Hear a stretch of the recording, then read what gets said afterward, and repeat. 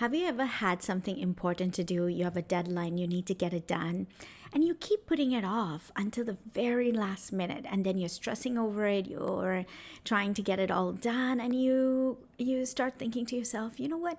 I don't know why I keep doing this. Why can't I change? What's wrong with me?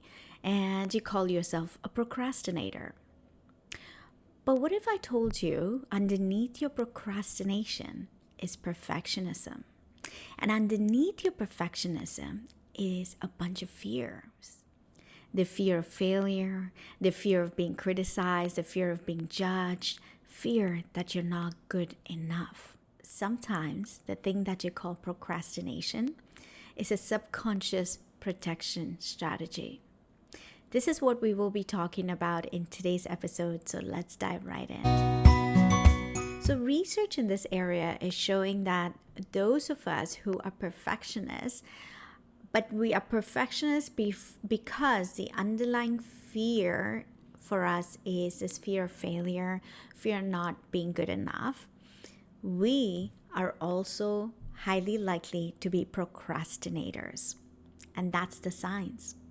Now, this area or this topic is actually very personal to me because this was something I really struggled with. Growing up, especially in high school and university, I used to wait till the last minute to complete the assignments, wait till the last minute to study. I would wait till I remember staying up till 1 a.m. at night, going to bed, setting my alarm for 4, waking up in the morning, and then studying or completing that assignment. And you would think these habits just randomly just stop after school, but the reality is in adulthood, it shows up in different ways. So if you're an adult right now who can really relate to this, who is a perfectionist as well, then chances are you're seeing this in different areas of your life. Maybe you're someone who sits with that email and you're reading every letter and correcting it, and an email that should take you only 10 minutes takes you an hour to send out. Or maybe you are an entrepreneur who has this excellent book idea. You have started writing it. Maybe you even have your entire manuscript, but you're going over it again and again and again, and you are not sending it out. You're just sitting with it. Or maybe you're that mom like me who I remember before my son's first birthday, what I did. I cleaned my house inside out, every baseboard. I stayed up once again right before his birthday, stayed up till 4 a.m. in the morning, cleaning my house, making sure every little corner of that baseboard was clean. Every little corner of my house was clean. Because at that time, I really struggled with how people were going to perceive me if my house was not clean. Struggled with this idea that if parts of my house is not clean and if I'm not perfect, I'm not good enough. Underlying was this fear, I'm not enough. That's what I talk about in my book, You Are Enough. And that's why this topic is so dear to me, because I remember what it felt like when I struggled with not being enough and thinking somehow I was less, somehow, even energetically, I felt so contracted in every space I went to. I felt I didn't belong there because I wasn't good enough to be anywhere. I didn't ever in my life dream that I would write a book, dream that I would be on TV talking about my passions. I never dreamt that I would be creating a podcast. This was not part of my dreams because I was thinking small because of this underlying belief that I wasn't good enough. And you might find that in your case too, you started to notice that you are a perfectionist, but your perfectionism is not coming from this place of, I want to excel at this, but it's coming from a place of, if I don't do well, if this document or this assignment or this book that I'm creating or this podcast I'm creating is not perfect, then that equates to, I'm not good enough. I'm a failure. What will people think? We often think the way around our procrastination is we need to get another day planner, we need a better productivity system, we're just going to criticize ourselves and say, I'm so lazy and I need to stop being lazy, and that will somehow miraculously move the needle for us.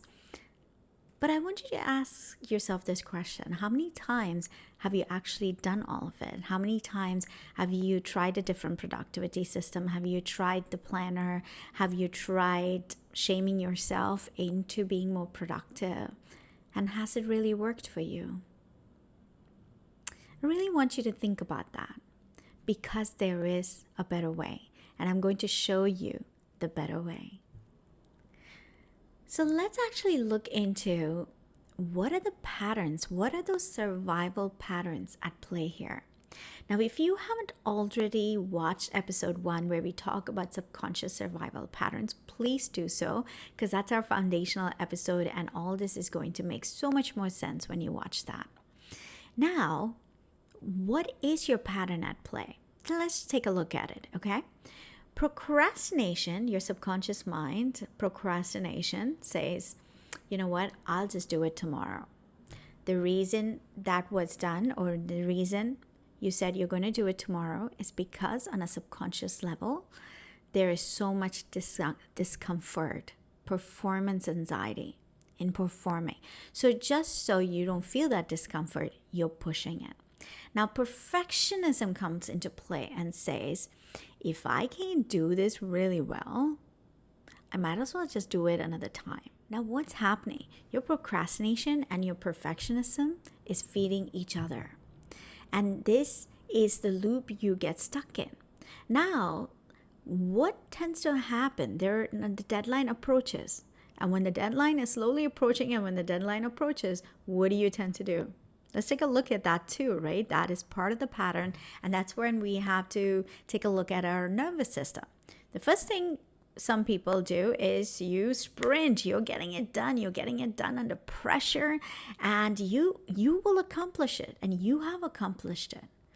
But what you haven't realized is you have put so much pressure on your nervous system. There is so much incoherence happening. And again, if you don't understand what I'm talking about, watch episode 1 of our podcast. There's so much incoherence. There's so much wear and tear. There are such high levels of cortisol that's been pumped into your bodies. And over time, you might say, as high achievers or working with high achiever and being a high achiever myself in the past, I can tell you this. You have trained your brain now to work under pressure, and you carry it like, hey, look at me. I'm so proud of myself. I work under pressure better. And you carry it as your identity, right? This has become who you are. But the reality is, what you don't understand is this might be the very reason you end up getting chronic illness. You end up getting sick because your body's telling you, stop. There's high levels of cortisol in my body. The immune system cannot work. Stop. We need to restore the immune system. We need to restore the cells. We need to stop pumping this much cortisol into the cells, right? Your body will give you the feedback. You're probably already seeing that feedback. Many of you can't even sleep properly at night. Why? High levels of cortisol. Brain's always going. You've trained it that way. Now, there's some of you who work, what happens to your nervous system instead of fight and flight, your nervous system goes into freeze. And the freeze mode is where you're just giving up. You're like, you know what? I missed the deadline. And that ultimately affects you as well. So if you're a student, as a student, if you miss the deadline, affected your grades. As an employee, miss the deadline, that's not great for your but it doesn't look good with your boss. And as an entrepreneur, as a leader, we know what happens there too. As leaders, especially or entrepreneurs, we create our own structure. So that just slows down our growth. It's not great for us either. Our company is going nowhere when we have these patterns at play. Now, let's actually move on to the belief. So, underneath this behavior that we have, these maladaptive patterns, there's a belief system. There's a subconscious programming that we talk about in our episode 1 at play. And so, what is the subconscious programming at play? One of the questions I'm going to invite you to ask yourself is, what does getting wrong mean for me? What I'm going to do is, as you're pondering this question, what does getting it wrong mean about you? I'm going to actually read a list of beliefs that I have seen in myself as I was going through my healing journey that sometimes comes up for me, and I'm just faster to catch it now and faster to transform it. And we'll be doing that in this episode. I'm going to show you how we can start shifting it. But as I'm reading a set of beliefs, start making mental notes. Which belief do you still hold on to? Which belief is running the show? And maybe because this could be really deep in your subconscious, you're not even aware, but see what is consciously there, right? What are you aware of consciously? So here are a set of beliefs. If I fail, I'm a failure.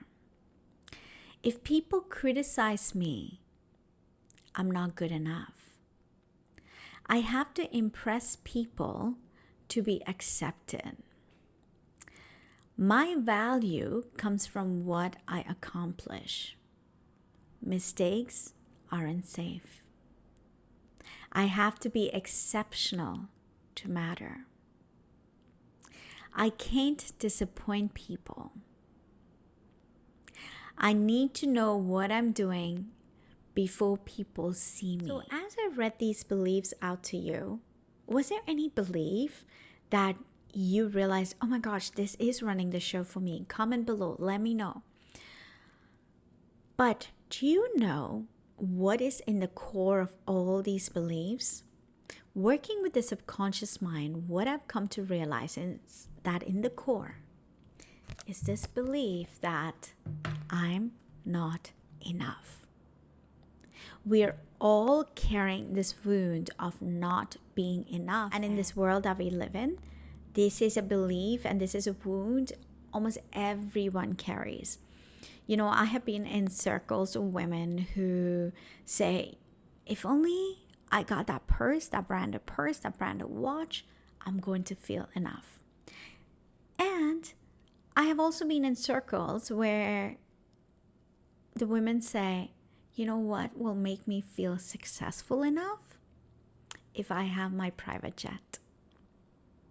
And the reality I realized was both circles, because these women want to be this set of women, and this set of women want, they see something else. There's always where you're pushing your limit higher and higher, because in the core of it all is I'm not enough, and I'll only be enough if I achieve that or get that item, perform, because it's performance of things, right? But the reality is, now again, as I stated this, I just want to clarify, if you love that beautiful purse or that beautiful watch, and that is your pure intention for getting it, please do. This is nothing against that. This is about, if you're getting things, not because your heart desires, but because underneath it is, only then will I feel enough. Only then will I fit into these rooms. Only then will I feel accomplished. Then we have a problem. Then you need to really sit with that, and where did that come from? Now that we talked about this core wound of not being enough, and this is a wound that you really need to work on, because if not, this entire world will play with you, and you're going to keep striving in life rather than not knowing how to just be. How do you just be enough? Be enough doesn't equate to you not having a drive. The moment I started to be enough and know that I was enough to walk into rooms without having to carry a branded purse, walk into rooms where everyone might be owning a jet plane and I might be the only one who owns a little car, knowing that I still belong in any room, it's so freeing.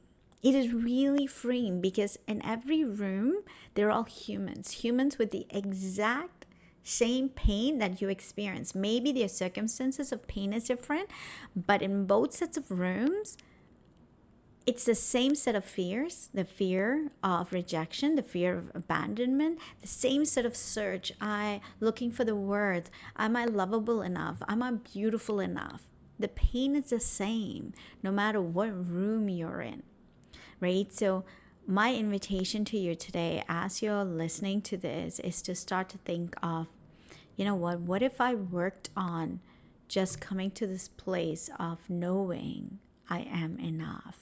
Because when you come into the place of knowing you are enough, that task that you're trying to put away because you think you need to be really perfect with how that task is done, you're suddenly going to have so much freedom in just having fun with the task, in just getting started, and just going out there and say, you know what, I'm just going to publish that book. The old me would not have published this book, you guys. And I'm being honest, because this book is nowhere perfect. If I looked at it from that critical eyes, those perfectionists, if I put that perfectionist hat on, I know that I can find so many things. I could have written this better, but back then when I went on my own journey of being enough, I thought to myself, you know what? This is good enough. This is good enough. So if you are sitting on a book, if you're sitting on a story, or you are so afraid to be visible, you are putting it away, you're procrastinating, I will do social media and start to show my face maybe next month and the next month, and the month never arrives. If that's you and you're listening to this, let me give you the permission to go out there and make all the mistakes. Maybe you are forgetting words, and maybe you don't even have your makeup on, and that's okay. That's okay. I practiced that so many times. It wasn't easy for me to go on stories without makeup and wearing a shirt with a hole in it, because I was so comfortable wearing that shirt as my PJ, showing myself, showing my authentic self and my stories on the days where I got dressed up like this, and on the days where I really looked like I just got up, which I may have. Is freeing, and I want you to experience that. And the only way, one of the ways, it's not the only way, one of the ways for you to do that is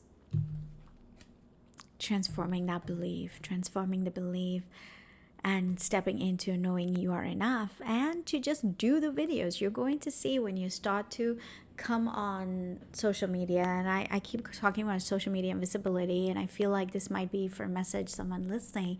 And if you're listening, and if this was something you needed to do, just get out there, just do it. Just have your first video. It can be completely imperfect, but how else are you going to improve, right? So that's my invitation to you. It's okay to be imperfect. You are enough even with your imperfections.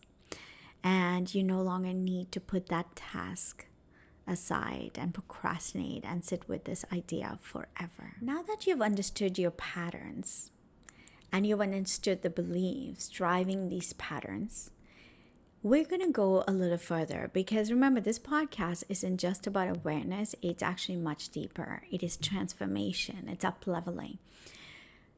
And for this transformation to happen, it's so important that we actually take a journey into our past and visit the inner child within us.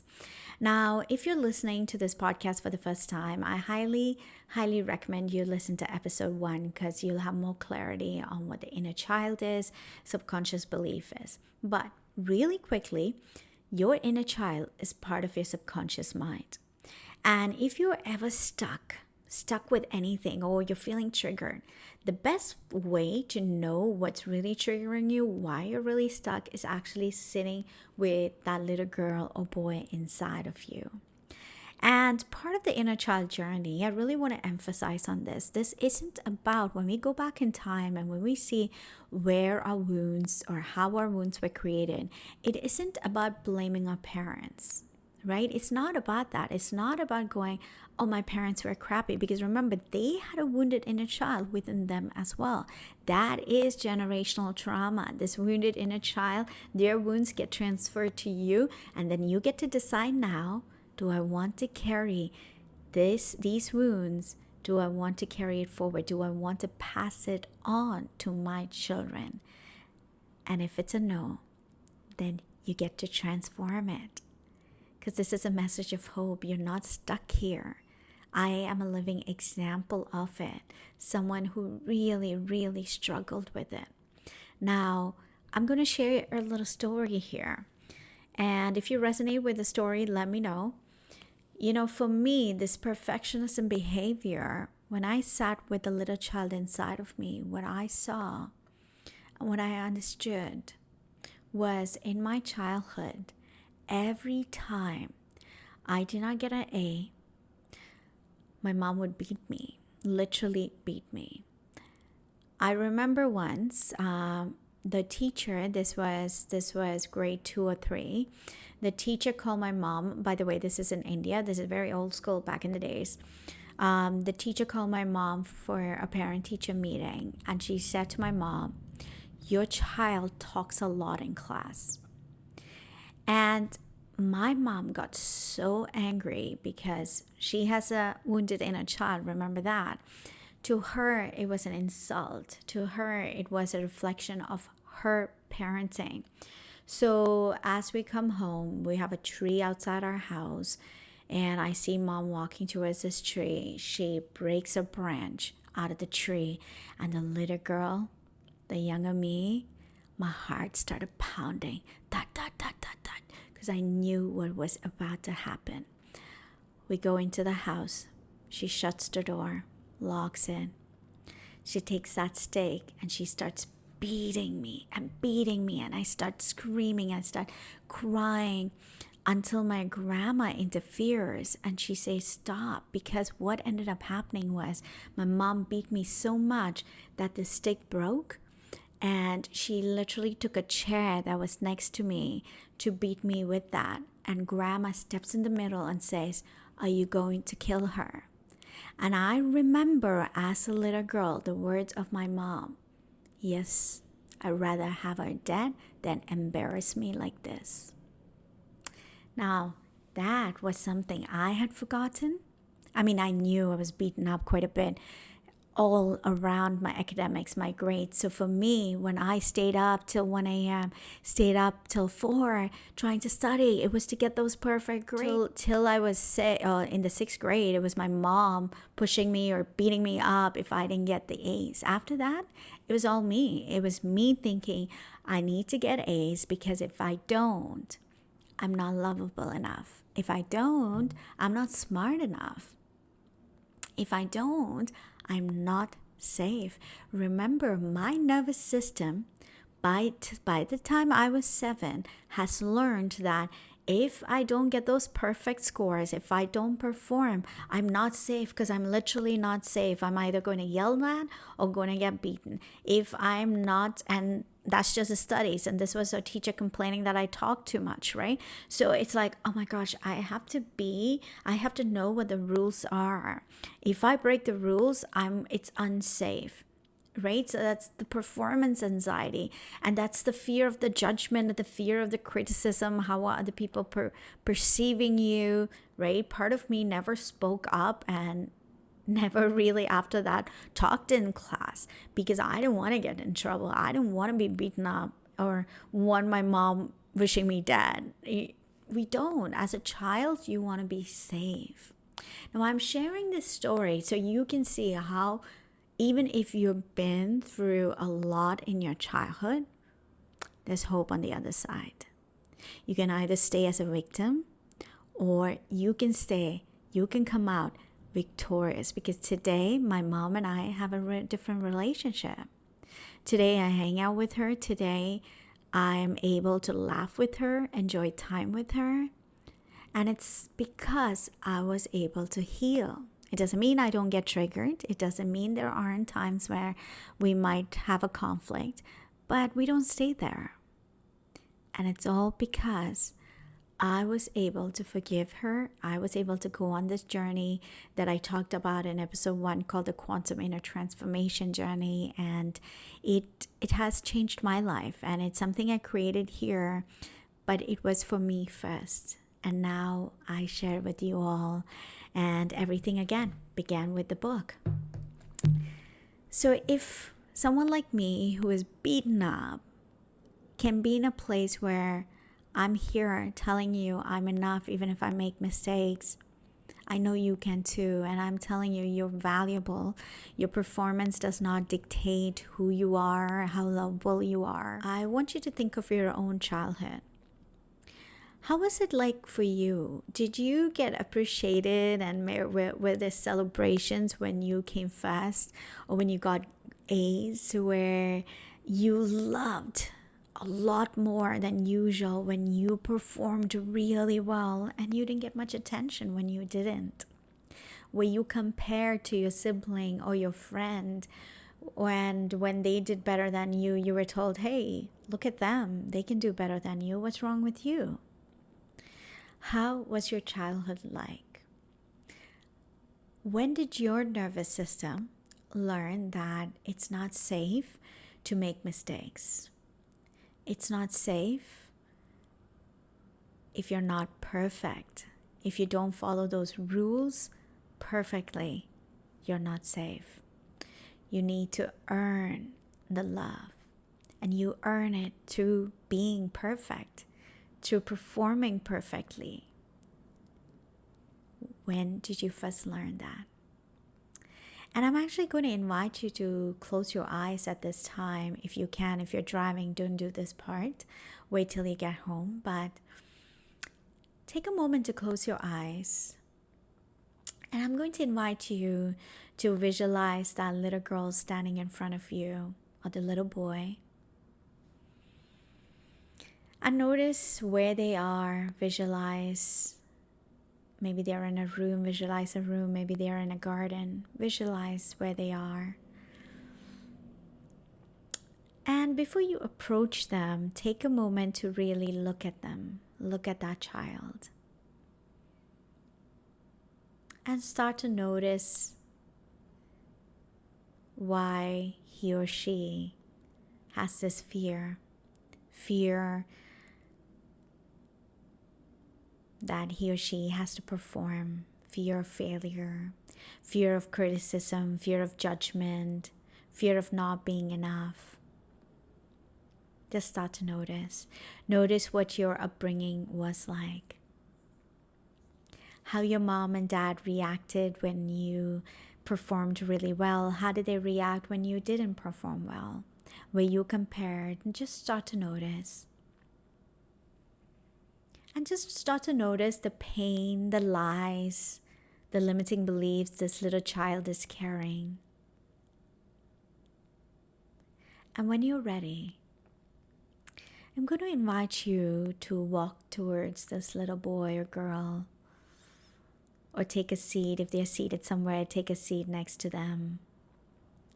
And reach out to them and give them a big hug. And don't let go until they let go. And let them feel safe in your hug. Let them feel safe sitting next to you. Let them feel your love.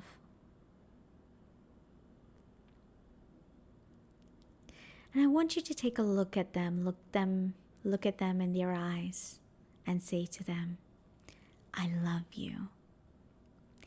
I love you so much. You are perfect just the way you are. You don't need to earn love. You are enough. The actions of other people, the way they treat you, has nothing to do with you. It's a reflection of their wounds, their pain, their suffering, their insecurities. It is not a reflection of how lovable you are, how worthy you are. It's not a reflection of how enough you are, because you are enough just the way you are.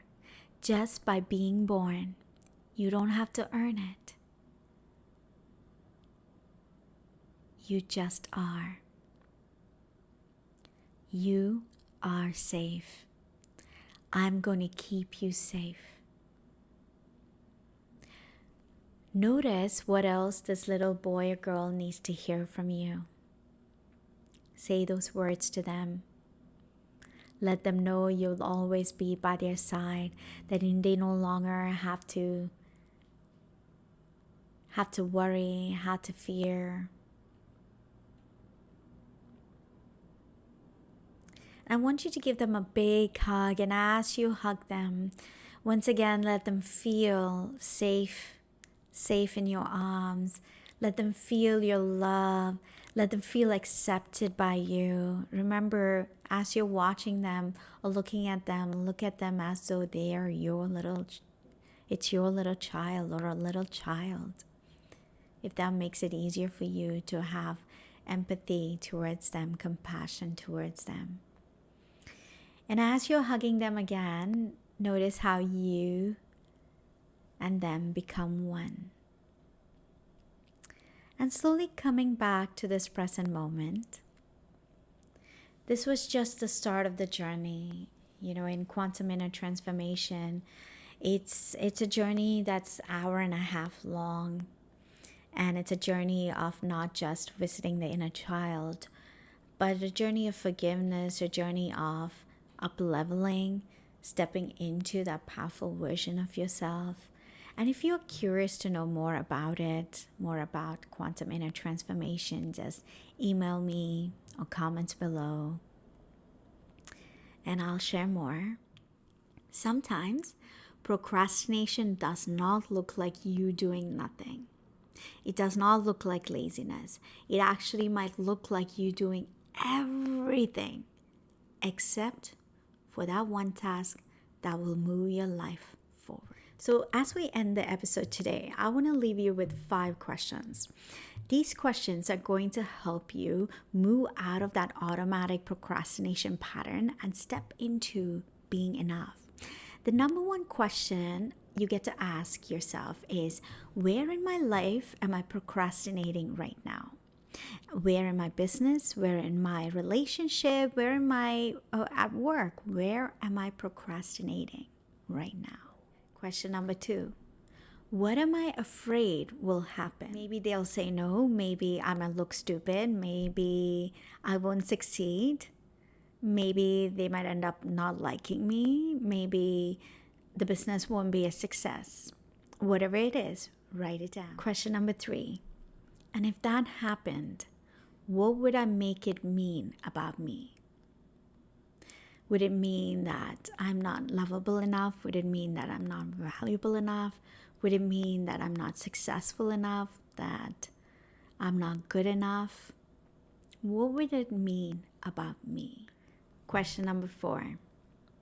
When have I felt this way before? If you already did the inner child meditation, you already have your answer to this one. Question number 5. What would I do differently if I already knew I was enough?